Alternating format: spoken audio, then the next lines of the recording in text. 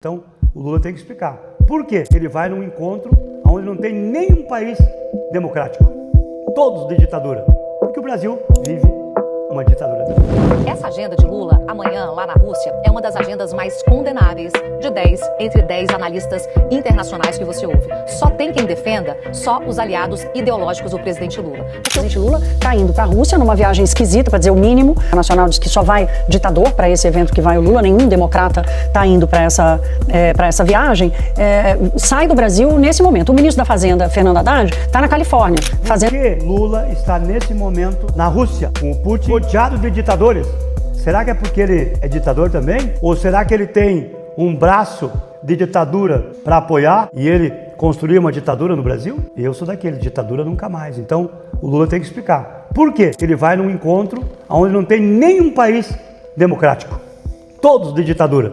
Porque o Brasil vive uma ditadura também.